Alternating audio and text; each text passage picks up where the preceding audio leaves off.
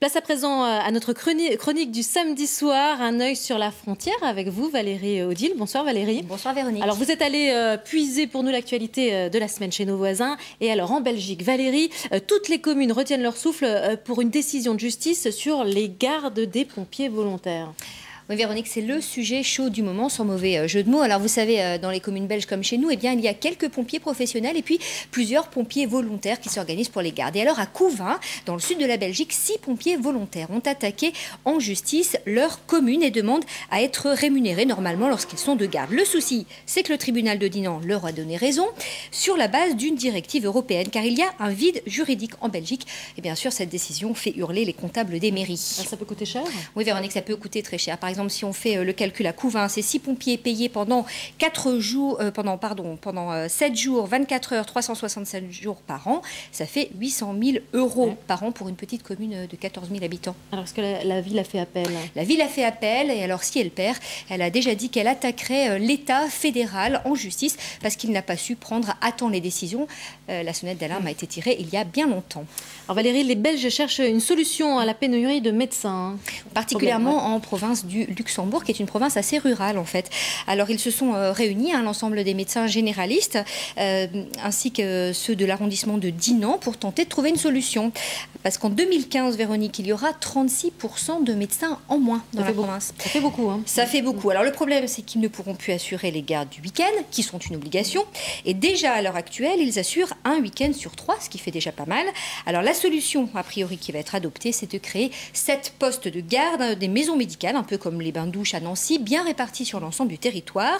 Il y aura 2 médecins, l'un qui accueillera les malades et l'autre qui se déplacera pour les personnes âgées qui ne pourront pas prendre l'ambulance. Alors il y a 2 semaines, Valérie, vous nous aviez parlé de la taxation des ordures au poids en Belgique, mais nos voisins sarrois s'y mettent aussi de plus en plus. Oui, tout à fait. Il y a plusieurs villes plusieurs villes allemandes qui aimeraient bien instaurer la taxation au poids des poubelles. Et alors, ils sont allés voir à Lebar, puisque à Lebar, ça fait 10 ans maintenant qu'on taxe les poubelles au poids. Et alors, le bilan est très positif. Les kilos récoltés chez l'habitant en porte-à-porte ont été réduits de 2/3. La contrepartie, c'est que les habitants trient beaucoup plus. Alors, pour cela, ils ont accès gratuitement, vous le voyez, à une déchetterie, sauf pour les objets encombrants comme l'électroménager pour lesquels il faut payer.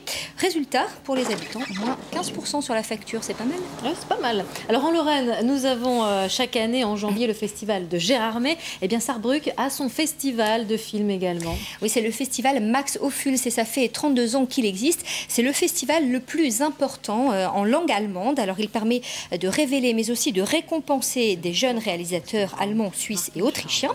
Et cette semaine, le public a pu visionner 50 films, des longs et des courts-métrages qui abordent des histoires de famille, mais aussi des problèmes de société, comme par exemple l'excision, qui malheureusement est encore une réalité pour des tas de petites filles d'origine africaine de par le monde, en Allemagne et de par le monde. Et ça permet donc de voir des choses qu'on ne voit pas dans les salles commerciales. Alors Valérie, les Allemands aiment les films allemands, mais il paraît qu'ils aiment aussi la musique française. Oui, particulièrement les Sarrois, Véronique, parce que figurez-vous que d'abord c'est historique, puisque la Sarre était en zone d'occupation française après la guerre, mais surtout, il y a un animateur radio qui depuis 15 ans anime Rendez-vous chansons, consacré intégralement à la chanson française. Et alors, pour encourager les jeunes Allemands à s'initier à nos chansons, il a cédé toute sa collection privée à la faculté de musicologie. Regardez.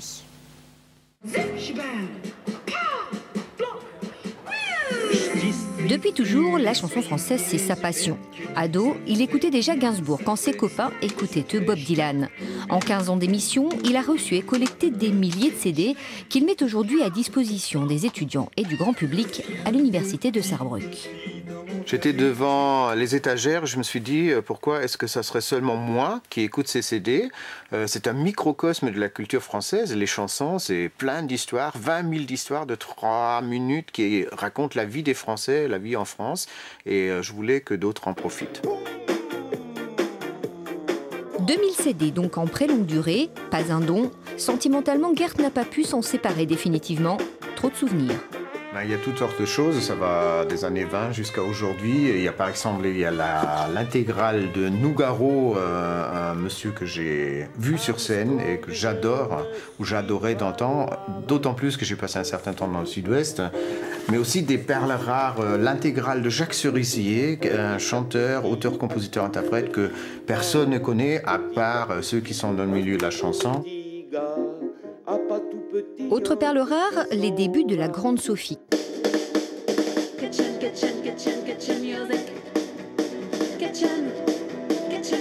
À la faculté de musicologie, on est très content. La seule musique française qu'on écoutait jusque-là était un peu moins fun, plutôt du genre classique ou médiéval.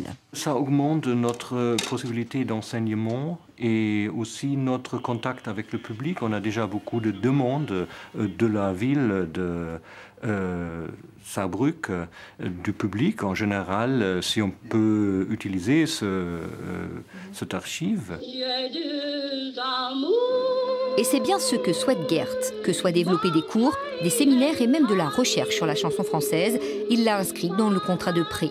Il se voit d'ailleurs très bien enseigner à la retraite. En attendant, il continue de traduire quelques grands auteurs pour pouvoir ensuite les chanter lors de soirées qu'il organise à Saarbrück. Ach Spiel, ach Wesen, als wären wir nie wach gewesen. Voilà, vous aurez reconnu la javanaise de Gainsbourg. Alors le fond va continuer à s'enrichir, notamment avec ce petit bijou de Piaf qui chante en allemand à la demande de ses fans. Écoutez. J'aime beaucoup chanter en allemand. C'est une langue que je trouve à la fois très romantique et très violente, et ce qui est assez dans mon tempérament. Nein, dreimal nein, nein, alles musste so sein, was du mir angetan, tausendmal. Alors Valérie, on termine avec une petite idée de sortie. Oui, pour une fois, elle est en Lorraine, au Goethe-Institut à Nancy. C'est une exposition de l'artiste signée d'Hélène Koffer. C'est une plasticienne allemande assez connue. Elle a vécu à Rome, à Paris et en Suisse et elle a exposé dans le monde entier. Dans ses tableaux, elle détourne les motifs qu'elle trouve dans la nature, les animaux ou le corps humain pour recréer une nouvelle dimension abstraite à voir jusqu'à samedi prochain, Véronique. Merci Valérie, à samedi prochain justement. Voilà,